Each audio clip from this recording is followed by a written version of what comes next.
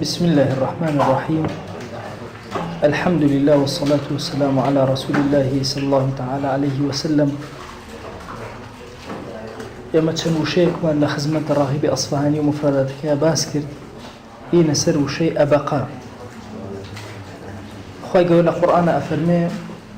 إذ أبق إلى الفلك المشحون وشيء أبقى لقرآن بكارها أبقى بچه معنای جێت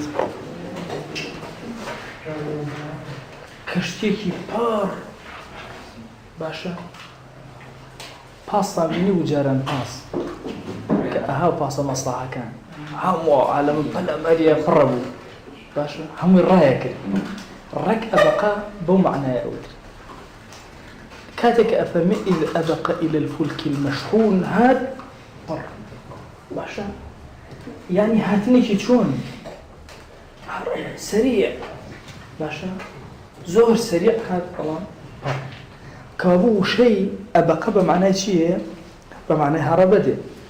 على أبقى العبد يأبق إباقا وأبق يأبق باشا كاتك على أبقى العبد يأبق يعني لبابي كان بابي دو طبعا بابي دو فعل يفعلوه لصرفة بمعنى أن الفعل لماضية مفتوحة لمضارعة مكسورة باشا أبقى يأبق على أبقى يأبقوش هاتوا بوي لدواء وسيرك دو جار بكاري يعني جاري عليه أبقى العبد يأبق إباقا أما لبابي شنما بابي دو لبابي شوارج باسي أكاد شكو بابي شوار عكسي بابي دو باشا يكم جار كسري دواء فتحي عليه وأبقى يأبقو لبابي شوارج أيضا هاتوا إذا هرب أجر هاتوا رايكرت وعبد الآبق يعني عبدي هلاتو باش اكتبي في قيازور أو مشية الريتان عبد آبق باش أو عبديك هلاتو رايكردو طبعا دوشت لعبدها هيك الرأك يك حتى قوته هي الرأك بوي نيجيريته أما يك دو يستتر خوشي أشارته يعني تنهى هروبي التنهى نية الراش أكاتو خوشي أشارته بويا عبدي آبق زور كات كراي كردو كسي كتير قرتويتي فروشتويتي في أمر صلى الله عليه وسلم نهي كدو لو يكا عبدي كسي كتير بفروش لعنتي كدو لو كسي آزادة طبعا منها الجاري بابا فرين راو فروش راو لعن الله من أكل ثمن حر باشا باري كسي آزاد أشي إفروش يكاب عبد لعنتي لك عبد كاتك الراي كربيتي آبق إثر وشا عبدك بكارنا لكتي فقهية باشا مثلا كابرا أمري ميرات توزيع أكري ميراتكي أظن والله بينج آبقي هي بس شيء يعني بينج عبدي هلاتوي هي أجري هي بقرنه بوي لميراته عبدي أدو حسابك كيف بلام توزيعي ناكيد باشا حساب أكري شون إنسان أموالي هي عين عبد لو زماننا باريك له باشا حساب أكري بلام توزيع ناكري الرأي جيري شون كنيه وكو مالي مخصوب أو هاي مالك دايجير كرابي أو يشر حسابك كي لميراته بلام توزيع ناكري بوشك أجري ورقتنوي هي أجري ورنقتنوي هي وكو قرزي كوير وارد باش احتمال وري قريته احتمال وري نقريته زور مسائل فقهية لسر مسألة عبدي آبق يعني أفرمي كسي قال ليش كذا عبده كم بقريته مثلا أو عندي أدمي خلاط آية خلاط دروس ولا شرع آية دروس نية هم الكتير فقهية لزور له شيء آبق أبي استن ما بس في شيء بس يبي أو عبده كشيء كهلاته أفرمي وتأبق الرجل تشبه به كأليت تأبق الرجل معناه أولنية يعني راي كردو قالوا بياوكا تأبقى يعني شون عبدا تشكوت ما دوشتي هيك الراكدني كي خوشاردنوا بو يكسر راهي فرمتي تشبه به في الاستتار لا خوشاردنوا كان لعبد اشي نك وتتأبق الرجل معناه رايكرت معناه راكدنا معناه خوشاردنوا برام شون عبد كاتك رأك خوي اشارته بهمان شواز أمش كاتك وشيء تأبق الرجل بكار يعني العربية كأنما شون أو خوشادته مش أو خوشادته شاعر كاتك قالت وقول الشاعر قد أحكمت حكمات القد والأبقى باشا يعني قايم كرا باسي دوابيري خيل وأنا أكا لأن الشعر كدور درجة الشعر بطبيعة حال هم بكل أقل لنا بمعنى دقيق وناكري بس معنى لغوي كي عليه أحكمت باشا تنكرا دوابيري خيل كان بشتي أجل كان باشا هموي تنكرا قايم كرا حكمات القد والأبقى أو بشتوانيك لقد أبسري باشا لقد أبسري لبيست دروس كرا بمرجع بيوتي القد باشا أبقى وشيء أبقى أفرمي قيل هو القنب راغب قوي تفسيري أكا على قنب قوش أزانا چيا قوش جواني باشا هولي تو بقصنا هيك ولا هولي قوش مشهور هي قوش بشي الله جواني خلاص أنا دلني بتناسب ماشي كده إيه بيلن شي قوش إيه جواني كي خومن باشا لأصلي شا أم قوش اللي تشيو هاتوا باشا قناب بو بتأوتري دمي هرشتك ببستي تون سواء دمي كندية شيء يعني مشكا تون دمك أو قيتانيك أي بستي باشا قيد باشا أو شتيك ناوراس أبستي بلام أم أويك لا يسرو أبستي باشا الله برشتي والله كان شون سري شتي قايم كراوة وناوقدش يعني زور تشاق قايم كراوة كاو بيشوان بر الله بعادتيش أسبو أوانا كاتك خيل كأو أكرين أبي بشي بيشوان زوري جيراو نبي هرچی پی والله واسه الله واسه رای کشه مشکلی نیه بس اگه پیشوی جیرابه نتوانه چی بکه باشه بویا افرمت چی مشاعره که ما بس من لو شيء ابقاك بمعنى شيء هاتوا قنب هاتوا بمعنى شيء هاتوا او بتش هاتوا كشتي بي قايم اكل سريشتي بي اجيره باش اما شيء ابقاك وابقا كلا قران هاتوا بمعنى هروب دي بمعنى راكردن دي طبعا حتى أبي أو كلمات ثانية كلا كلمات يشتروا ويجري معناه كجورك لا بيوندي لنواني أنا هبه وشيء قناب على شون بتندير رأكي أجر أو دمت بز ناكرته باش لو شيء هاي الراكي تبكي تخورو قنبني باش تونت باش ربطك أبي لو نوانا هبه باش مهما كان شون أو أسفل رأك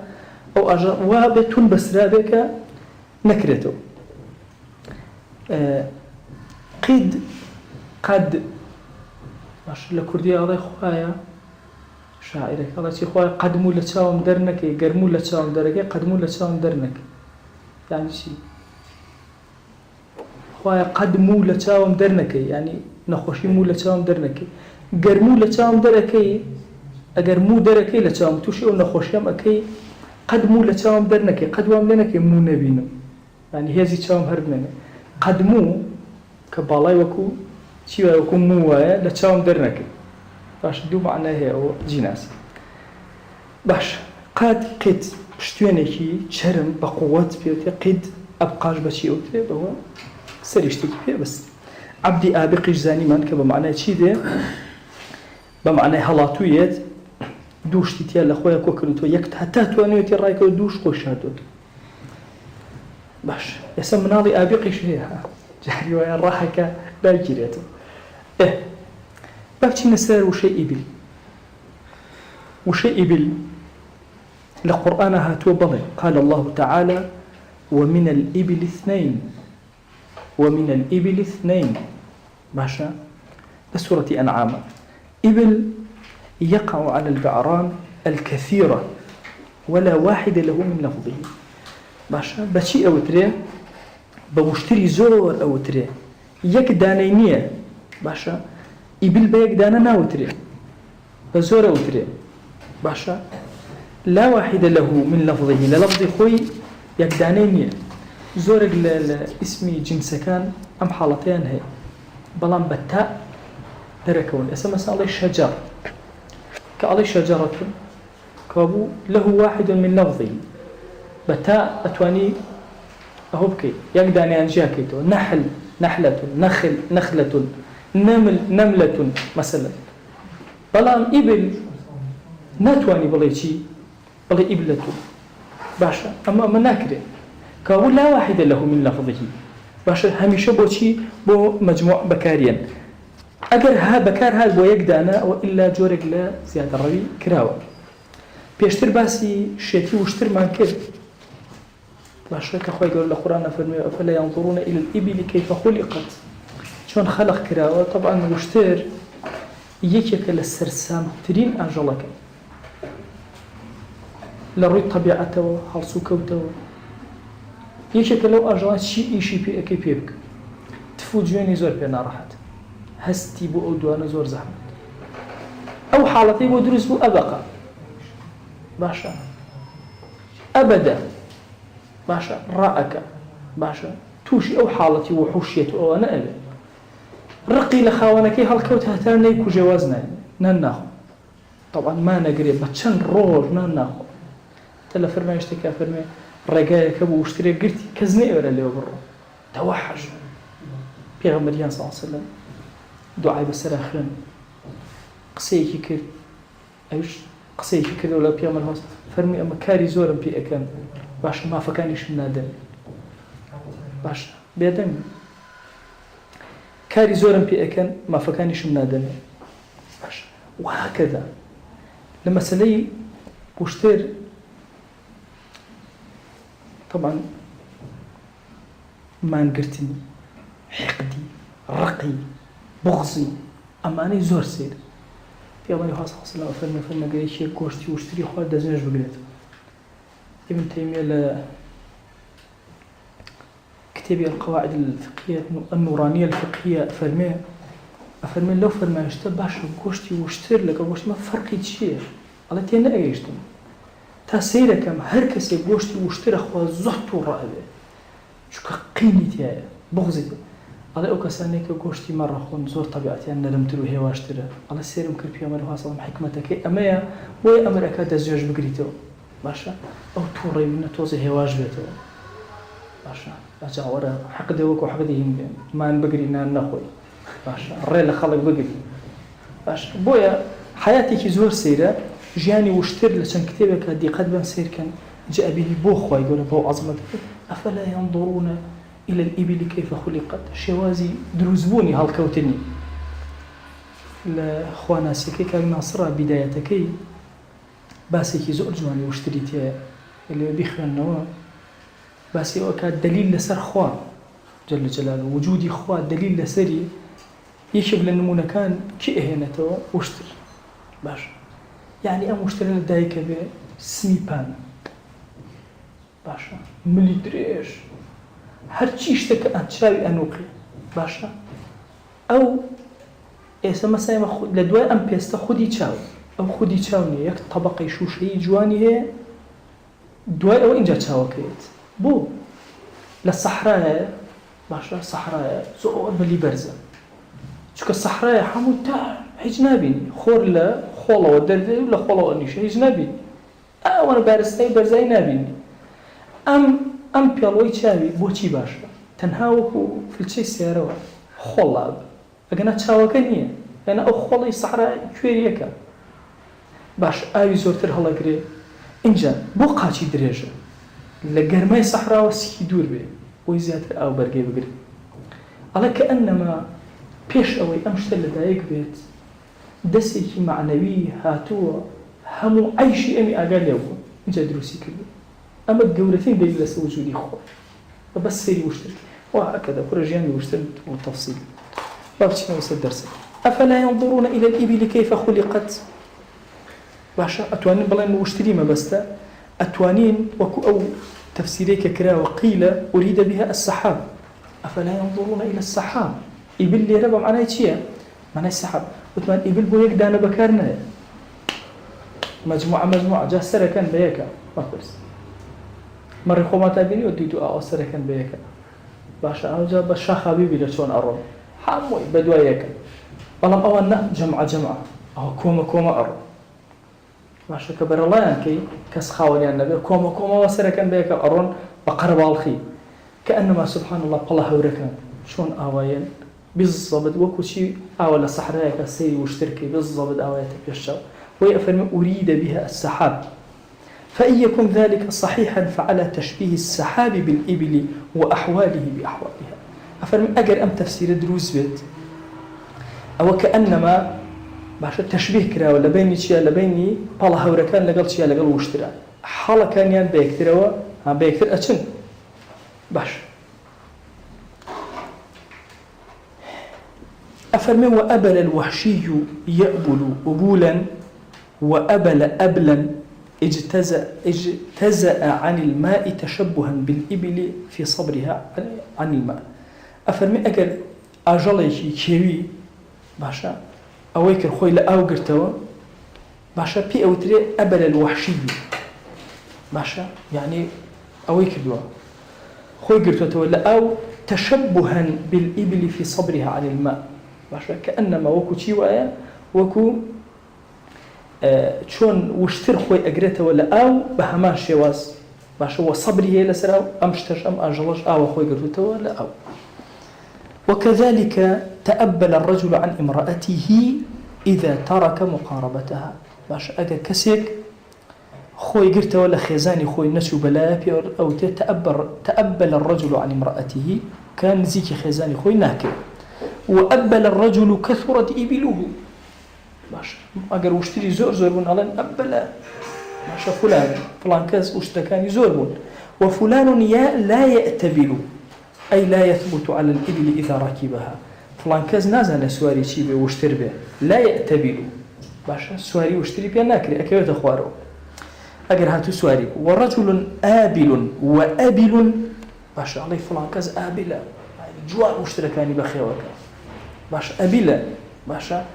حسن القيام على إبله وإبل مؤبلة باشا يعني شيء يعني مجموعة هل خوان إبل مجموعة جاورة بلي مؤبلة يعني دو جار مجموعة إبالة يعني شيء الحزمة من الحطب باشا تشبيها به باشا كاتك كوملا دار كو أكيتو شون وشتر لسحرة كعين كو أبنو سركن بيك أمش بهمان شواز يان بمعناه كتير هذه داربة بكولتا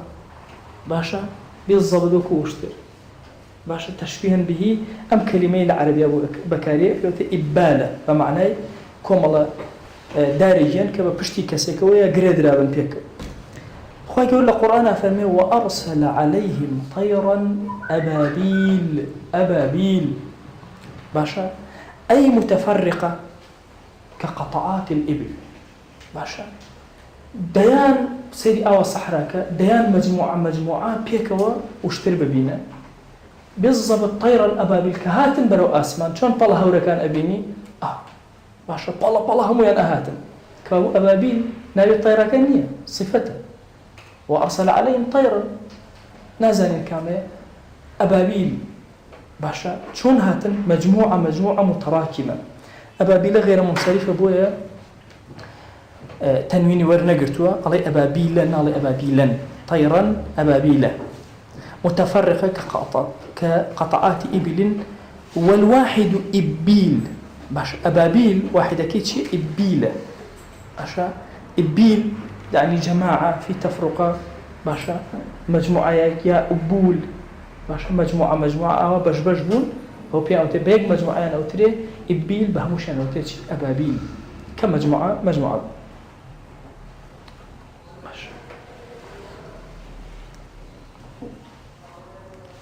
وشيء